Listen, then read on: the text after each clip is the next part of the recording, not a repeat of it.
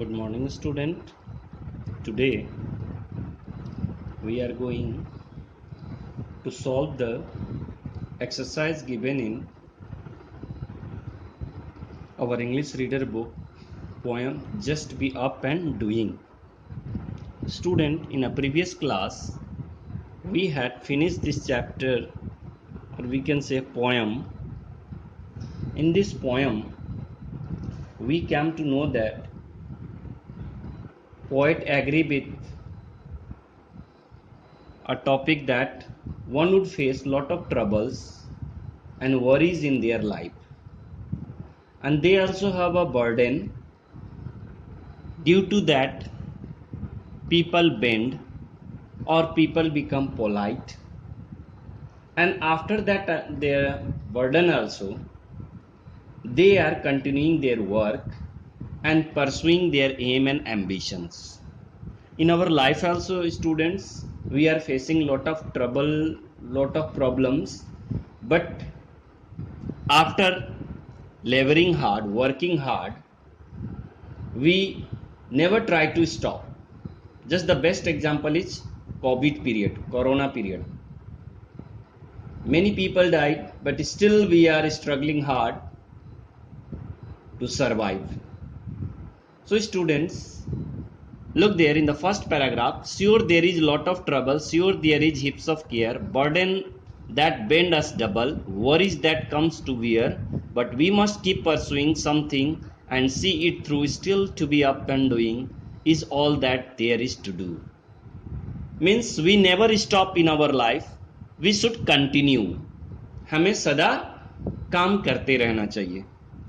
Now, in a previous class also I taught you the how to find a rhymic scheme and which are the rhymic words. For example, look there in the first paragraph, in first stanza, trouble, double, rhyming with each other, right? Cares, wear, rhyming with each other.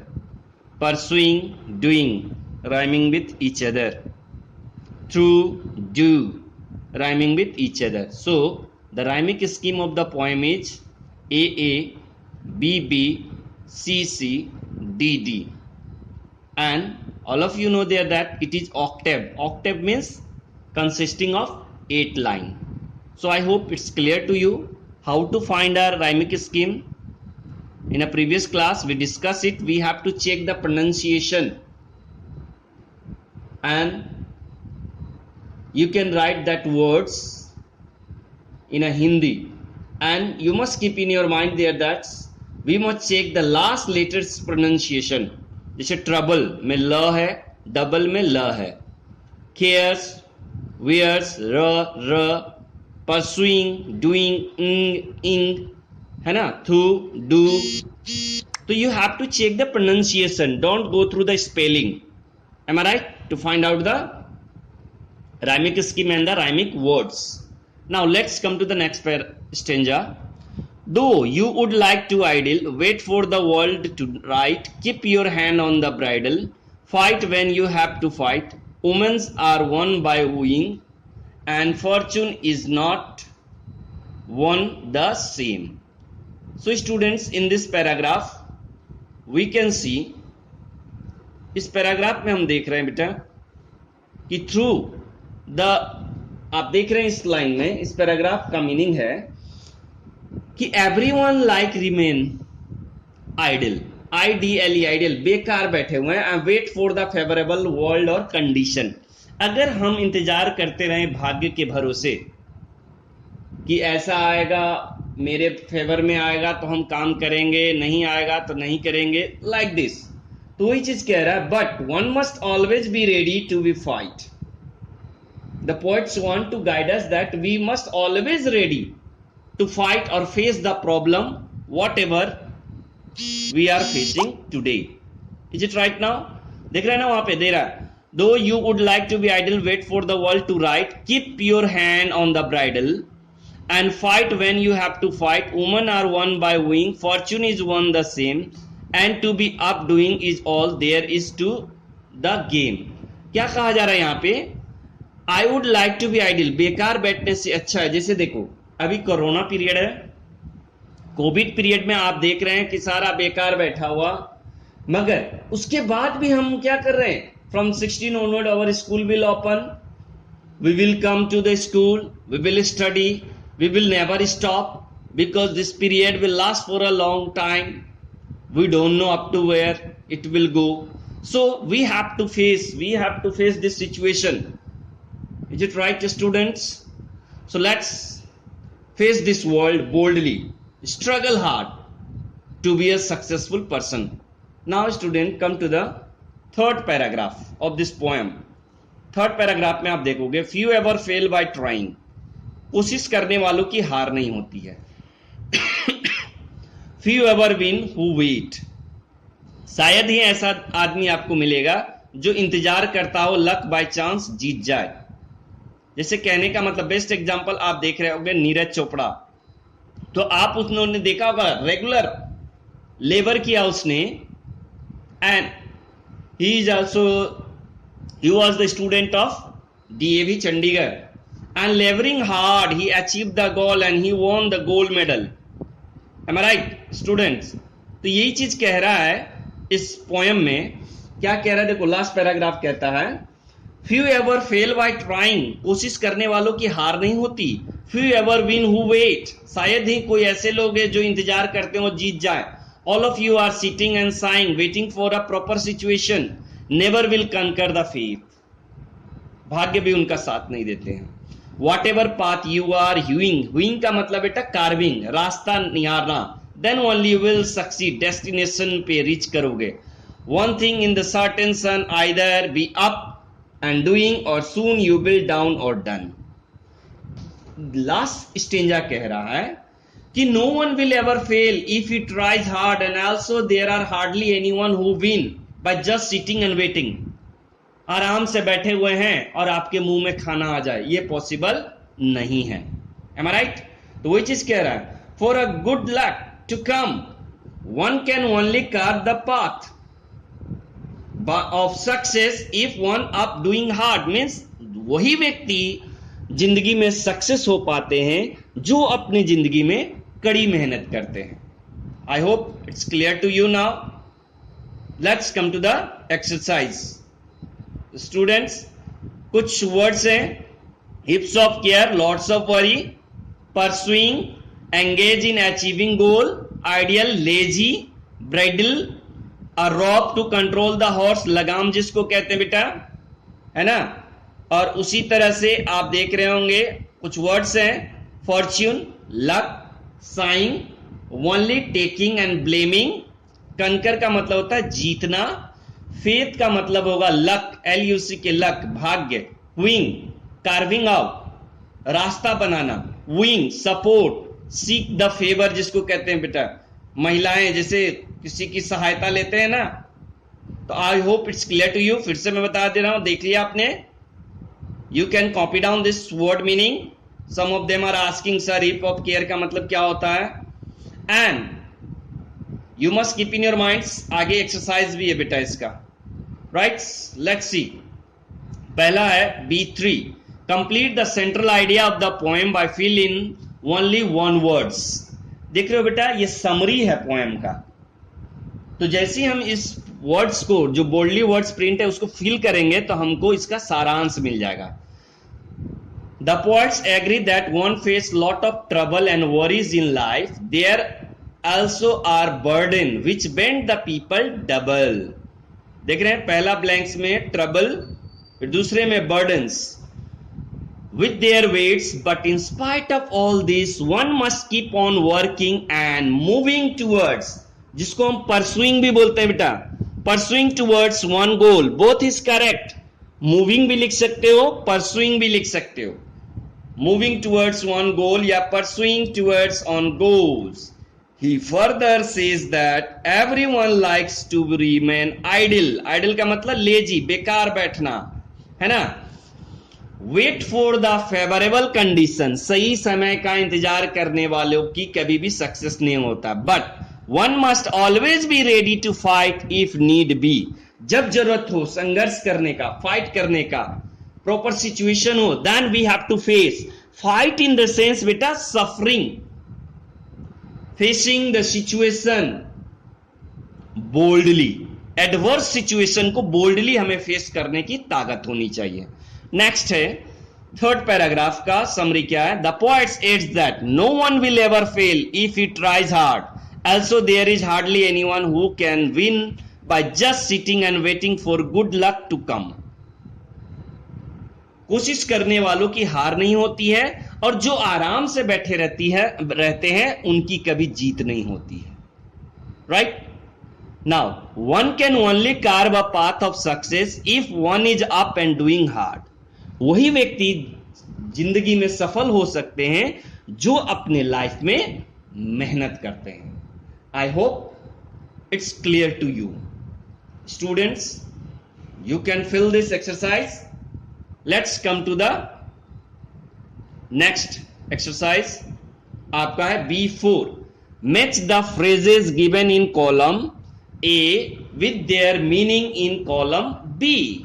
Column A में बेटा आप देख रहे हैं heaps of care दिया हुआ है words, keep pursuing, सी through. मैंने डायरेक्टली आंसर बना दिया आपके लिए, आप मैच कर सकते हो। जैसे 1 नंबर को ई से मैच करोगे, 2 नंबर को सी से, 3 नंबर को डी से, 4 नंबर को ए से, 5 नंबर को बी से और 6 नंबर को एफ से। अब बेटा डायरेक्टली भी मैंने लिख दिया है, हीप्स ऑफ केयर का मतलब होता है लॉट्स ऑफ वरीज, बहुत ही चिंता होना। कीप परसुइंग मतलब काम करते रहना, to keep doing, right. See it through, not to give up task, कार्य को छोड़ना नहीं।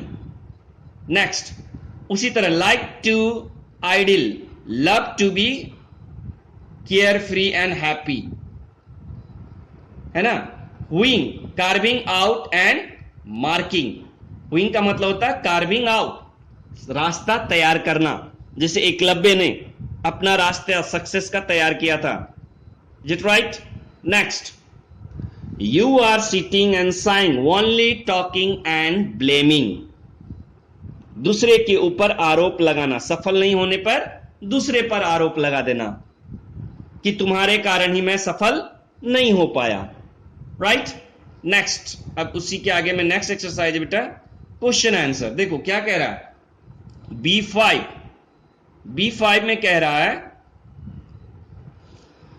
Life skill, quote any 2 or 3 lines from the poem that inspire you the most, explain it, what way do this lines inspire you. Inspire का मतलब होता है प्रेरित करना, प्रभावित करना।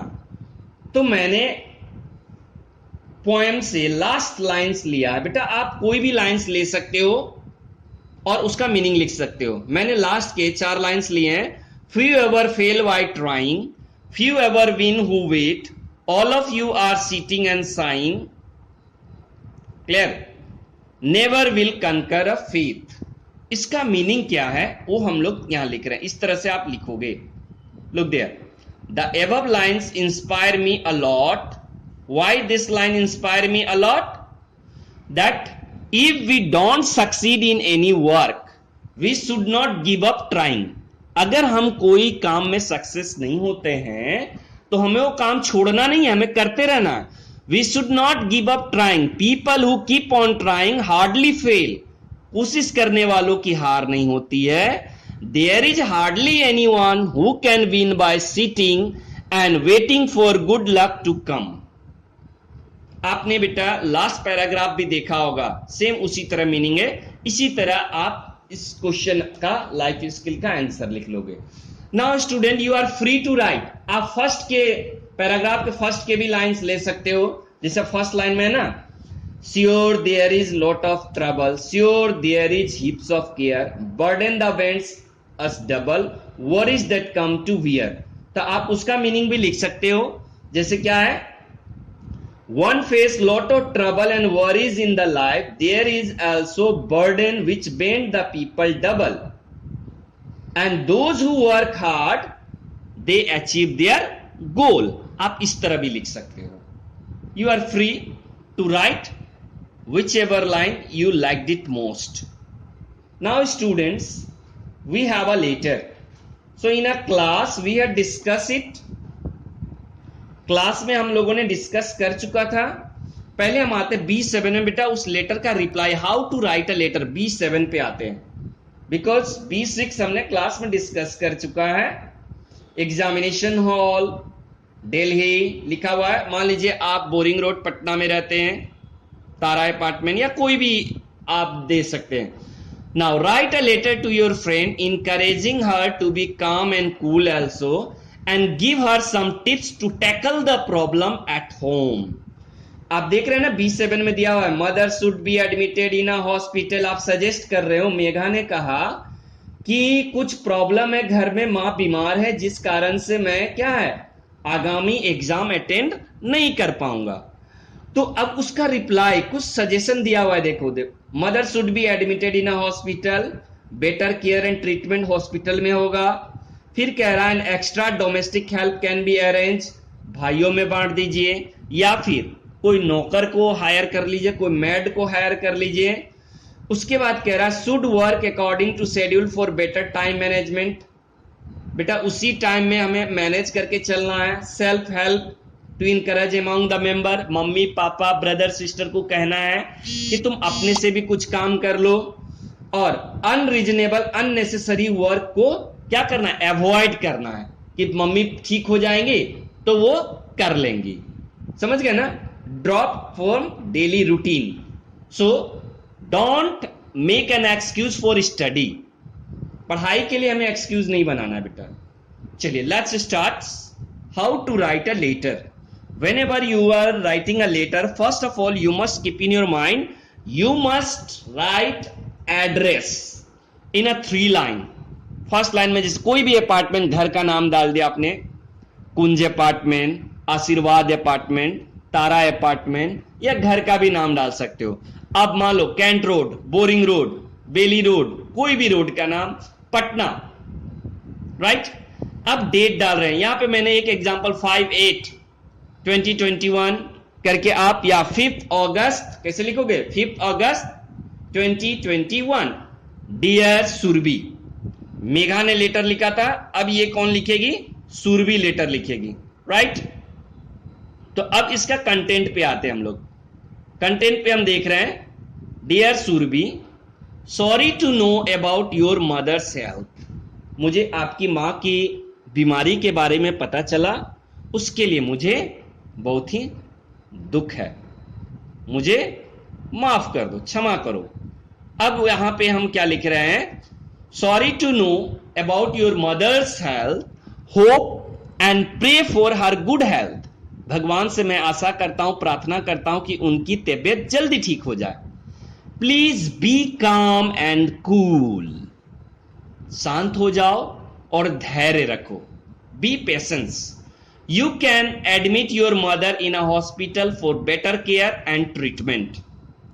You can also hire an extra domestic help, मतलब made को आप हायर कर सकते हो। Encourage all the family members for self help. You can drop unnecessary chore from daily routine so that you can spend more time in study. Extra work को आप हटा दो, घूमना फिरना छोड़ दो, और क्या करो, पढ़ाई पे ध्यान दो। I hope this tips are of great help for you. Soon your mother will be fine. आपकी मां जल्दी ही क्या हो जाएगी, ठीक हो जाएंगी। इसी तरह से हमें आगे लेटर को बढ़ाना है। If you need any help, है ना, soon your mother will be, concentrate, देख रहे हो वहां पे, I hope these tips of great help for you. Soon your mother will be well. You will be able to come या concentrate in your studies. माँ जब आ जाएगी तो आप पढ़ाई पे भी ध्यान दोगे और अभी भी ध्यान दो। If you need any help, I am always there with you. या I am always ready for you. Take care of your mother. अपनी माँ का ध्यान रखो and yourself also. अपना भी ध्यान रखो। तो तुम्हारा दोस्त कौन है, Megha. Your friend, who is that, Megha. Is it clear students? I hope it's clear to you. आप ध्यान दो बेटा, यहां पे योर फ्रेंड की जगह आप क्या लिख सकते थे, योर्स फेथफुली। लेटर जब लिखते हो अपने दोस्त को तो आप क्या लिखते हो? Yours faithfully, right? समझ में आ रही है बात? So now student look at there, इस लेटर को ध्यान से देखो, क्या क्या चीज था इसमें। पहला हमने देखा in this letter address, date, है ना, उसका डियर सुरभि जो है वो सैल्यूटेशंस है। उसके बाद देखो बेटा, डियर सुरभि के बाद कंटेंट है, कंटेंट दिया हुआ है, क्लियर? जैसे sorry to know about your mother's health, ये आपका शुरू। आप इस तरह भी शुरू कर सकते हैं, hello how are you, hope, या I regret to know that your mother was serious, या योर मदर वॉज इल। इस तरह से भी आप शुरू कर सकते हो बेटा। एंड कंक्लूडिंग लाइन, जैसे I am feeling very upset, है ना, जब मुझे आपकी मां की बात या आपकी मां की हेल्थ के बारे में पता चला, आप take care of your mother and your self, ये आपका कंक्लूडिंग लाइन है बेटा। आप यहां पे लिख सकता था, hope your mother will fine soon and you will return to school, है ना। आप इस तरह से भी थैंक यू, है ना, with regards, with love, convey my regards to your family members, ये आपका कंक्लूडिंग लाइन हो सकता है बेटा, ठीक है। होपिंग फॉर फेवरेबल सिचुएशन, देख रहे हो कितना कंक्लूडिंग लाइन मैंने बता दिया आपको।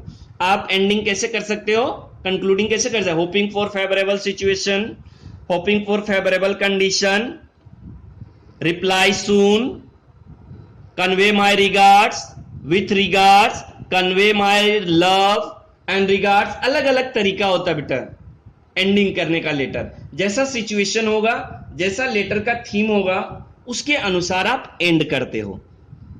क्लियर है? I hope it's clear to you. Your faithfully, yours lovingly, ये चीज आप समझ चुके हो। रिलेटिव्स के लिए होगा तो लविंगली लगाओगे, दोस्तों के लिए होगा तो फेथफुली या ट्रूली लगाओगे। Otherwise you can write your friend Megha, ठीक है। और मगर जब लविंगली, फेथफुली, ट्रूली ये का इस्तेमाल करोगे तो आप क्या लिखोगे, योर्स, वाई कैपिटल लिखोगे, YOURS, yours. You must keep in your minds, is it right students? और ध्यान रखोगे सारे को पहला लाइन से टच करते हुए लिखोगे। Thank you, have a nice day, I am going to over my class. Still if you have a doubt you can ask me in a next class. Thank you.